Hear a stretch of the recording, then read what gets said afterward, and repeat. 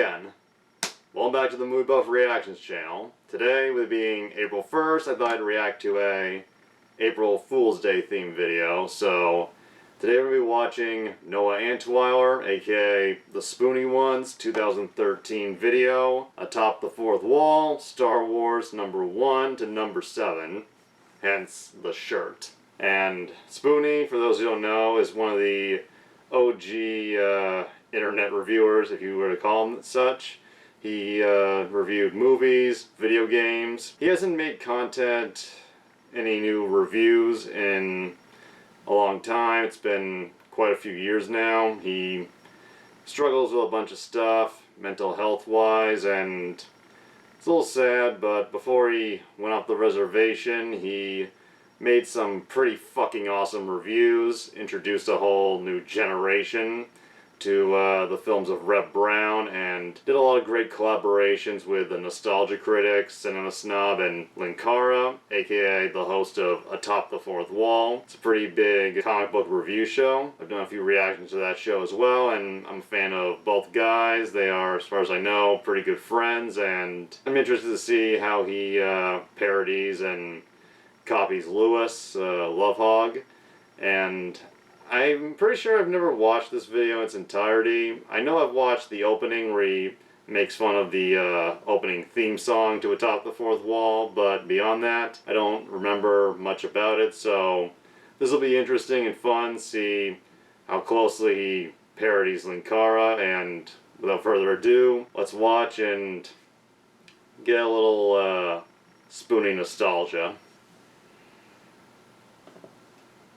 Take the challenge of the Klingon sword to determine your destiny. Spoony likes the Klingon stuff.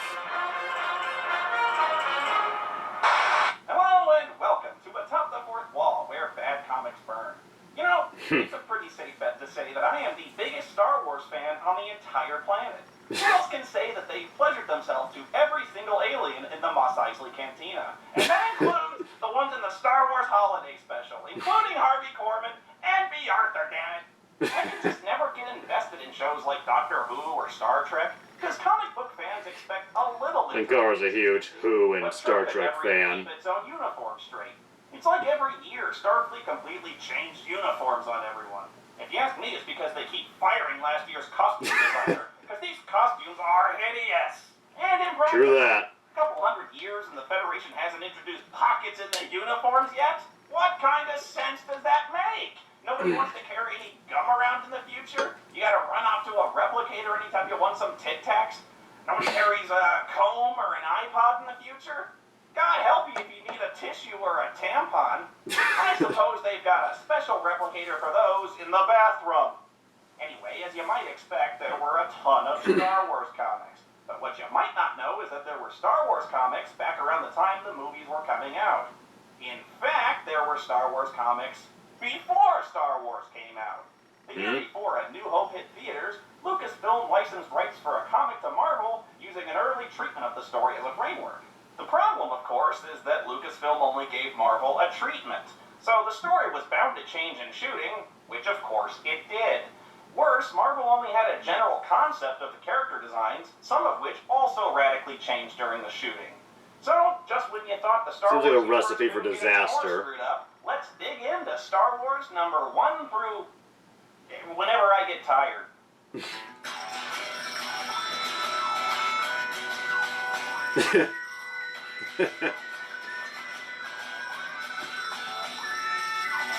Welcome to Atop the Fourth Wall, where bad comics burn. Linkara's gonna teach you all a lesson you won't learn. No, seriously, that's Linkara. Don't you think I'd notice if it wasn't Linkara? I together wrote 2 songs about Linkara. Dr. Insano. Linkara. He's a man, look, he even wears a hat. Linkara. It's nice when he gave me $50 to write this crap. Linkara. Blue robot, who else is one of those? Linkara. You thought it was me, but you're not even close. It's Linkara. I remember that parody theme. Comics are amazing. amazing. Look how attention-grabbing they are. Every one depicts the most awesome scene imaginable with tons of action, and best of all, they're the kind of vintage covers with big melodramatic cliffhanger speech bubbles. Swing that lightsaber, Ben, or we're finished! Hurry, Chewbacca! We're being attacked by the Death Star! It's too late, kid. We're finished! Keep firing, Chewie, or this whole planet is doomed! I mean, finished! Darth Vader plays a game of death against the Star Warriors! Darth Vader looks fat. Thought you could outwit the imperious forces of Darth Comscan has Vader. detected an enemy. Jesus Christ! Knock on my door! Not next time! Yes, my lord. Holy crap! What the hell is that? Why can't we get that in the special editions? Wow, see what I mean? Who cares about the movies? I want to see how this happens. One thing's for sure, Lando's keeping fresh batteries in his cyborg's remote control from now on. The first few comics are really good, actually. They keep pretty close to the original movie, but there are a lot of little things that are funny because some of the science fiction terminology was invented later in the movie. And they add the word space to basically every noun. It always makes me laugh when a character mentions the Force because the Force is always in quotation marks. The Force is an energy field created by all living things. It surrounds and binds the galaxy together. Knowledge of the Force is what gave a Jedi Knight his power. You must learn the ways of the Force, Luke. You can almost see the air quotes he makes with his hands every time he says that. Remember, the Force is with all men, binding them together. Obi-Wan takes Luke to the Mos Eisley Cantina so they can find a ship to Alderaan, and that's where they meet Chewbacca. Despite a comical quasi-monkey face, this 7-foot anthropoid is anything but gentle-looking. Very Wilford Nor does Brimley the looking equally there. unintelligible response ease Luke's mind much. Wrong. Matter of fact, I was just going to see your boss. Tell Jabba I have his money. But I've really got the money this time. You tell Jabba.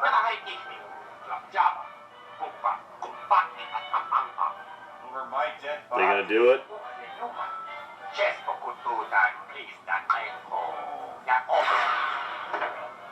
And there you have it, folks. Conclusive proof that Han shot first. They did it. In the treatment that George Lucas sent to Marvel Comics. Stick that in your almighty Sarlacc and digested, George. My entire career in reviewing comics has been justified. Fast forwarding a little bit, once they've all been tractor beamed onto the Death Star, they set out to rescue Princess Leia. Moments later, Luke and Solo try to look inconspicuous in their captured armor as they wait for the vacuum elevator to arrive. They always let Han. Kinda sounds like Lucas's writing. Comic. Like after they shoot up the detention block. Way to go, kid! You'll make a space pirate yet. Luke runs off and finds Leia in her prison cell. You're even more beautiful than I. Awkward. But then the stormtroopers arrive and cut off their escape. All right, Chewie, starting blasting. Princess, starting looking for a way out. You know, kid, getting back to the Falcon's gonna be like flying through the 5 fire rings of Fornax. Ah, it burns. Why did I try to fly through the 5 fire rings of Fornax? What was I expecting? They get split up by the stormtroopers, so Luke and Leia have to swing across that huge chasm from the movie, and oh my god! Lucas didn't put him as siblings till Return of the Jedi. He didn't plan it out. You should never have come back. You only know half the Force, Vader. You perceive its full power, as little as a spoon perceives the taste of food. Their lightsabers locked in midair, the two powerful warriors stand motionless, like titans out of some lost time. But if you cut me down, I will only become more powerful. Eat my words. Not this time. I am the master now. I, Darth Vader. Just in case he didn't know. Holy crap! That's just horrible. This was approved by the Comics Code Authority? That's just... Orca? Wow, he did not see that coming. In the movie, he's completely serene and makes this noble sacrifice so we can guide Luke wherever he goes. But in this one, he's thinking, I might win this. Ah! Luke Skywalker realizes he may have just seen Ben Kenobi's death. May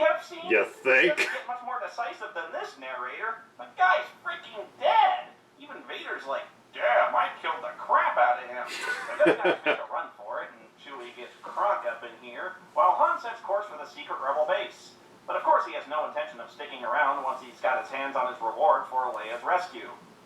Your friend's indeed a mercenary, Luke. I wonder if he really cares about anything. Or anybody. Oh, wait, I'm sorry, I read that wrong. Or anybody. I do, Princess. I care.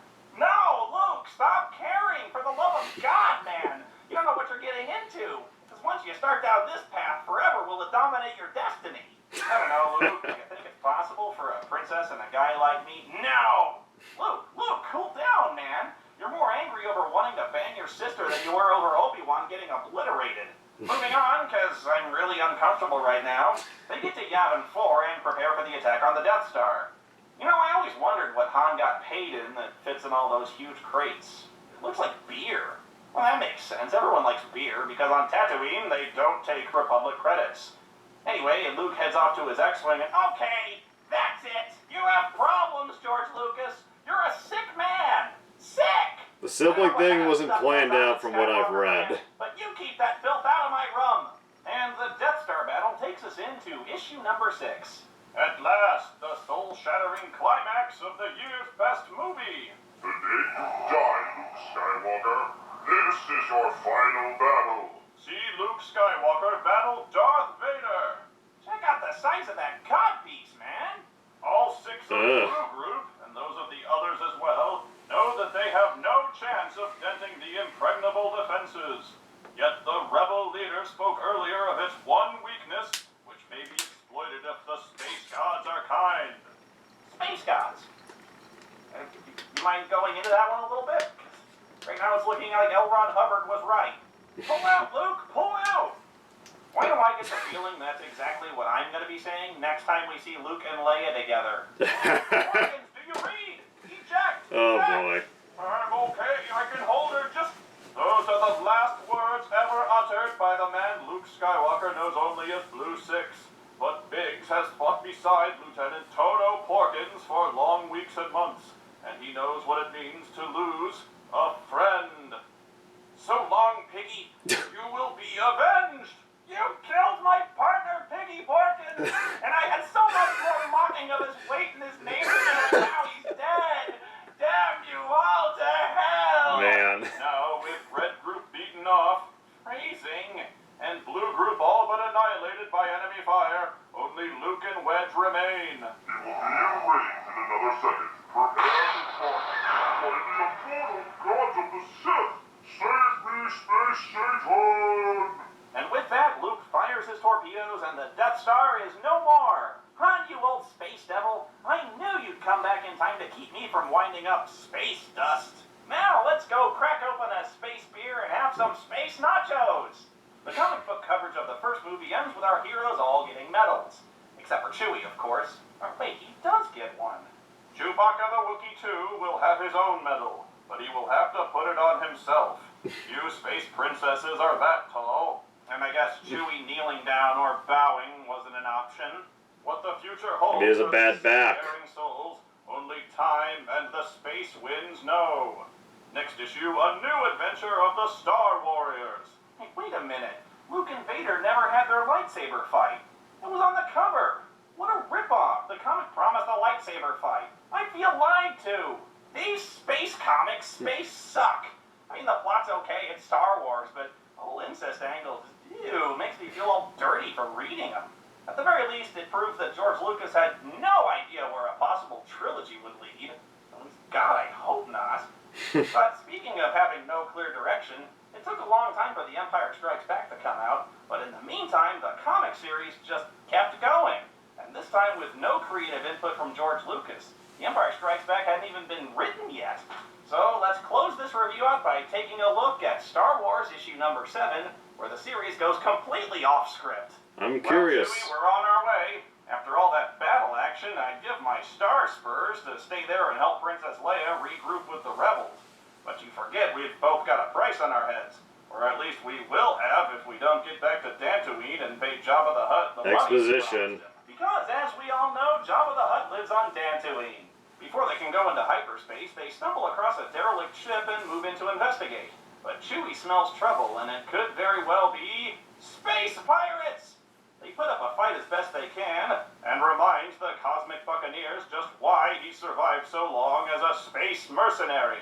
But eventually they get caught in a tractor beam, which seems to happen to them a lot, and get boarded by the pirates. They even dress like pirates. One's got a stripy bandana, one's got an eye patch, and another has a hoop earring. We just need a peg leg and a hook hand and we're set. Hang on, is that guy wearing pants? Oh, nope. God, I don't think he's wearing pants. The pirates, led by the nefarious Crimson Jack, loot the ship and steal all their reward money before letting them go. Now they're completely penniless and they can't pay off Java, and so they decide to go into hiding on some obscure backwater planet, probably for the rest of their lives. But as soon as they get there, they run into trouble once again. Some kind of commotion going on near the local cantina. Apparently the guys on the ground are unhappy with that insect guy up on the bantha about something. How do they have banthas outside of Tatooine? Hey, isn't the buggy dressed like some kind of priest? Can't identify the exact religion. Guess they shouldn't have skipped so much Sunday school as a kid. They have Sunday school in this galaxy too? The locals are chasing this priest out of town because he wants to bury a dead cyborg on Spacer's Hill, which is the local graveyard.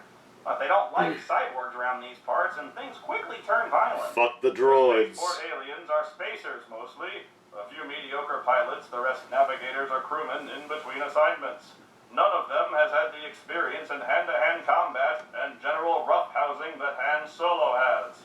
Han Solo! A pilot so good he can make the Kessel Run in under 12 parsecs, and the best roughhouser this side of the 5 fire rings of Fornax! Hey, Han Solo may be a great roughhouser, but Chewie's kicking all sorts of ass as well. So far, so good. They're mad, but they're not killers. But why? Brackett is no mad dog killer. He is after something. And just as soon as he says that, someone comes after him with an axe. This has officially moved past roughhousing, everyone. There's one in every crowd. There's a psycho axe murderer in every crowd. And that's when the killing starts. Well, at least they're keeping a low profile by slaughtering half the town. A Corellian-born mercenary who's been everything from a smuggler to virtually a star pirate himself. A 7-foot anthropoid who hails from a world where violence is such an everyday occurrence that there are 15 separate words for it in the Wookiee vocabulary. 15? Hell, we've got more than that. Assault, attack, battery, beating, bloodshed, brawling, brutality, cruelty, destruction, fighting, frenzy, genocide, homicide, massacre, mayhem, mugging, murder, onslaught, rage, rampage, riot, ruckus, rumble, savagery, slaughter, struggle, terrorism, doubled upward viciousness, and roughhousing. That was impressive. They're terrible as a species. But somehow I'm all this roll off the works tongue. out, despite them having to bury about 20 people now instead of just one. Phew, that was thirsty work. Guess you wouldn't know, but if there's a cantina... The third structure on the left past the town circle, matey.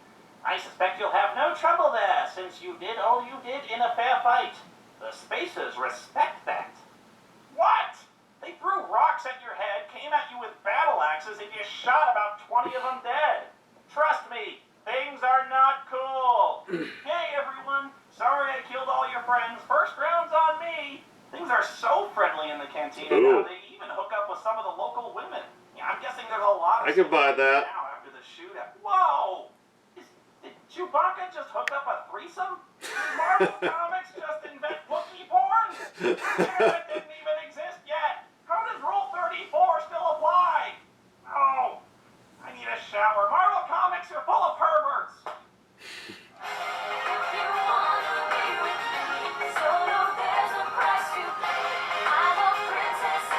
See what kind of credits he has. That was fun. He did a reasonably good impression of Linkara's voice and speech pattern. Not 100% on point, but that's the point of a parody. He got the mannerisms, I feel, and delivery done pretty well.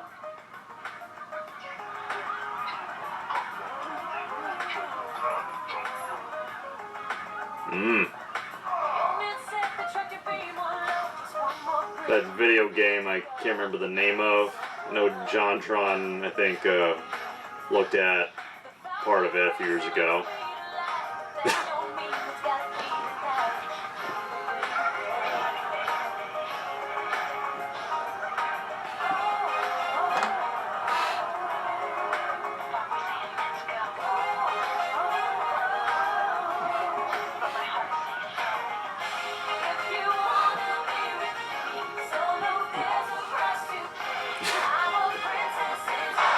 quite a song. You have won a minor victory in this contest, humans. Wrong Star franchise.